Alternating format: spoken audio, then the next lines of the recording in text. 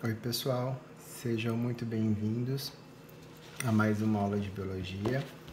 Hoje dia 3 de abril e a gente vai estar estudando o módulo 5 da nossa apostila que vocês vão encontrar na página 332, tá? Então, página 332. Nosso módulo 5, a gente vai estar trabalhando a reprodução.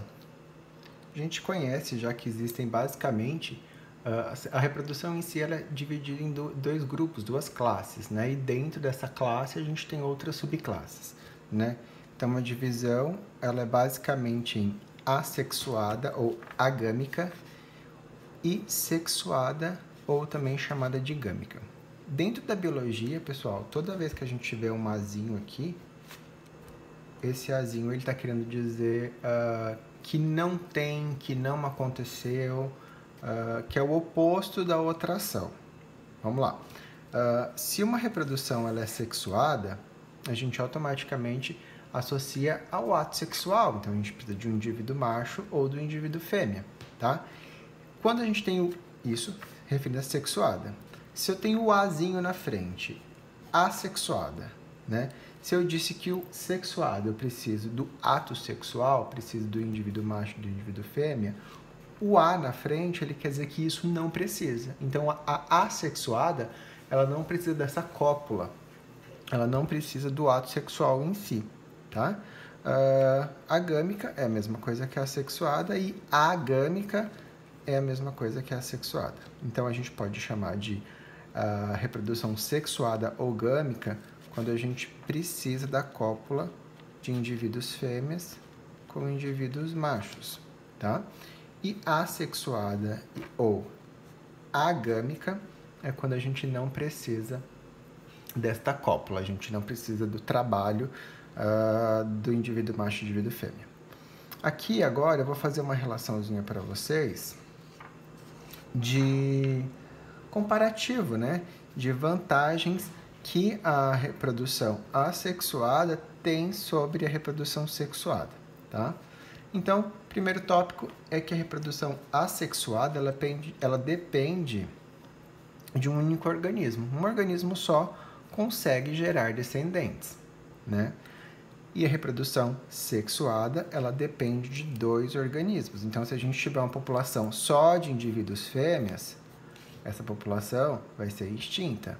Se a gente tiver uma população de só indivíduos machos, essa população também vai ser extinta, porque aqui a gente precisa nessa população aqui, como ela depende de dois organismos, ela depende do organismo que seja fêmea, que tenha a gônada ovário, e do indivíduo macho que tenha a gônada espermatozoide, tá? Já eu falo para vocês o que é essas gônadas que eu tô falando. E aqui não, depende só de um organismo que ele consegue gerar descendentes, tá? Outra diferença, né, positiva para as assexuadas é que elas não possuem células sexuais. O que são as células sexuais? São os gametas, né? Gameta masculino, gameta feminino. Ela não tem. Ao contrário da sexuada, que ela possui células sexuais, que são os gametas masculinos e gametas femininos. A gente volta à comparação. Se a gente tiver só gametas masculinos, não vai ser uma população com sucesso. Se tiver só gametas femininas, também não é uma população com sucesso. A gente precisa das células masculinas e femininas. Vantagens da reprodução agâmica ou assexuada. Essa reprodução ela é de curta duração. Então, você consegue ter um volume de população muito rápido, alto, em uma quantidade menor de tempo, tá? Porque de uma maneira muito mais rápida do que a assexuada, essa reprodução ela acontece de uma forma bem rápida, tá? Ao contrário da sexuada, que é uma duração longa, né? Precisa existir a cópula, né? O ato sexual do indivíduo fêmea com o indivíduo macho, e vai dar origem a um ovo, um zigoto, né? Então, isso tudo leva tempo. E aqui não, aqui é uma duração mais curta, tá? Outra vantagem da reprodução assexuada é que ela é sem gasto de energia, tá? Ao contrário da reprodução sexuada que tem gasto de energia. Como assim gasto de energia? Gasto de energia do indivíduo fêmea para encontrar o indivíduo macho, ou vice-versa. O gasto de energia na cópula em si, né? E aqui a gente não tem nenhum gasto de energia. Então, são essas vantagens que a reprodução assexuada tem sobre a reprodução sexuada, tá? E aqui, pessoal, é uma vantagem que a reprodução sexuada tem. Então, seriam as desvantagens da reprodução assexuada, que é com relação à variabilidade genética, tá? Então, a reprodução assexuada, ela não tem variabilidade genética. Se um indivíduo, porque eu acabei de falar para vocês que um indivíduo só consegue dar sequência à linhagem dele, né? Mas se um indivíduo só consegue dar sequência à linhagem dele, a gente tem um indivíduo aqui, 3N, por exemplo, né? Um exemplo só, tá? Ele vai dar origem a outro indivíduo 3N, que vai dar origem a outro 3N. Com as características que a gente tem aqui dentro desse indivíduo, ela vai ser passada para esse, que vai ser passada para esse. Então, a gente vai ter aqui indivíduos como se fossem clones, né? Sem variabilidade genética. E aqui não. Como aqui a gente tem a fusão, né, do indivíduo macho com o indivíduo fêmea, o descendente, o resultado, né, dessa cópula, vai ser uma mistura, né? Características genéticas desse indivíduo, característica genética do indivíduo macho, característica genética do indivíduo fêmea. Então, aqui existe uma variabilidade genética. Na próxima cruza, o outro indivíduo também vai ter variabilidade genética, né? É pensar no caso da nossa própria espécie humana, né? Quem aqui tem irmãos, né? Seu irmão não é idêntico a você, mas eles são filhos do mesmo pai e da mesma mãe. Então, existe uma variabilidade genética que aqui na reprodução assexuada não tem, tá?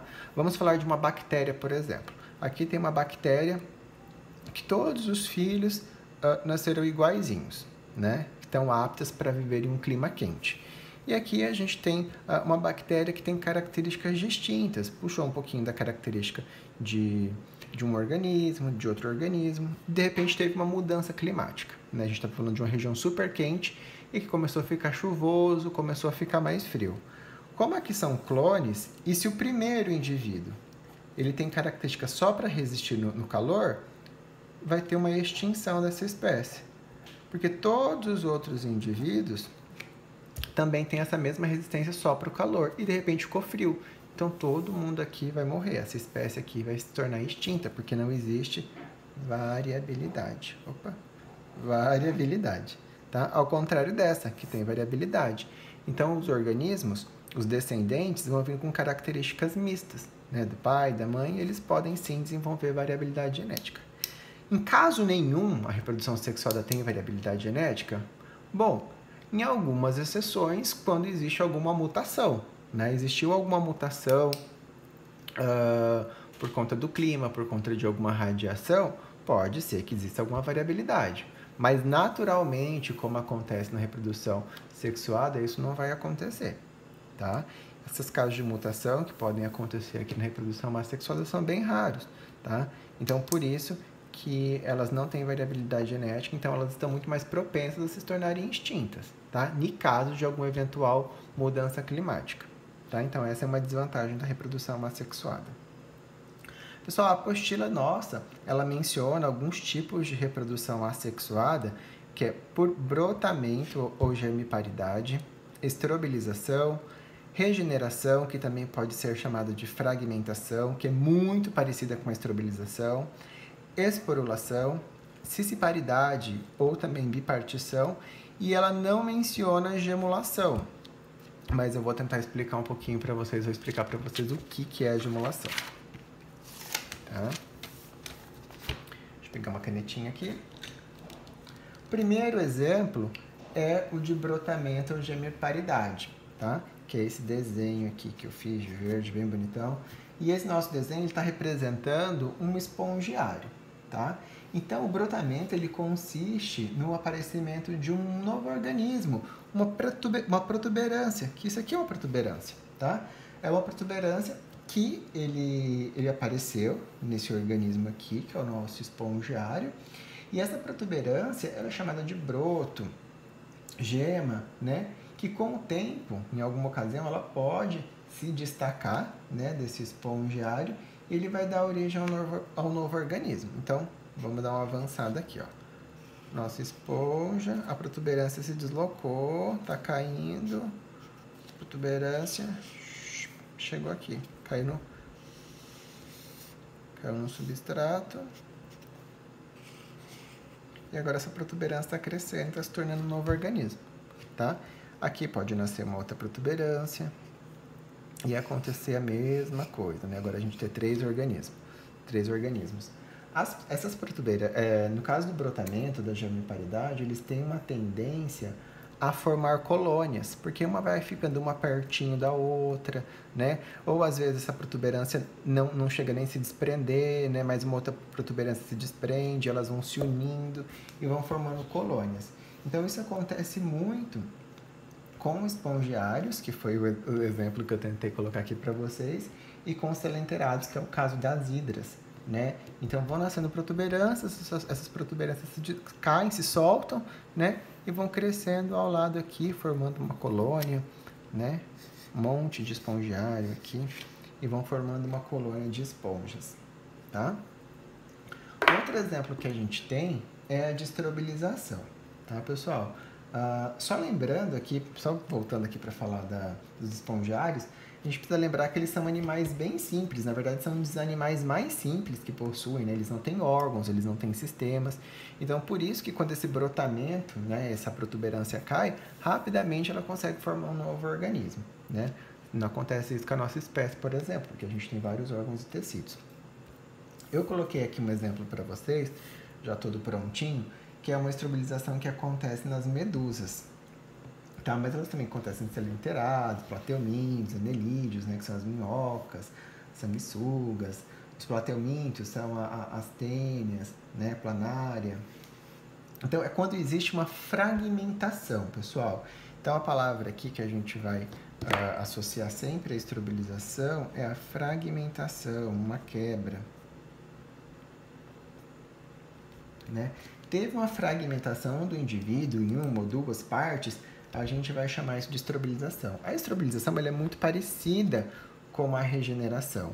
O ato de se fragmentar, como aqui a gente tem o nosso primeiro desenho aqui, eu tenho essa medusa, né? Viradinha aqui para cima, o desenho não ficou tão bom.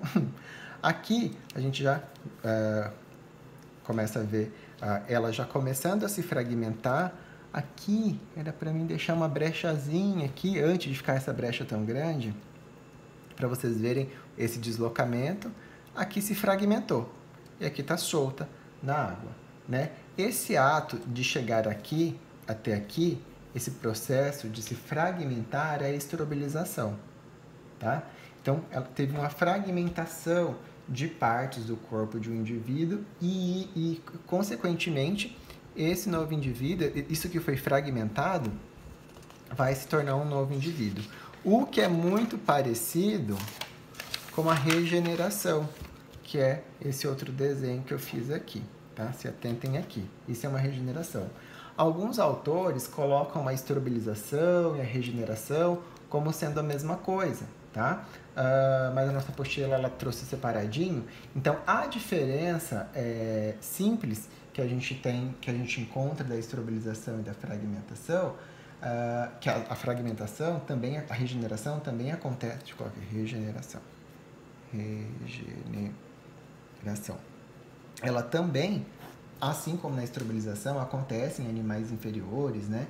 Que são animais de corpo simples, de sistemas muito simplificados, né? A planária, que é o exemplo que eu tentei colocar aqui para vocês, né? Que é um plateuminto simples.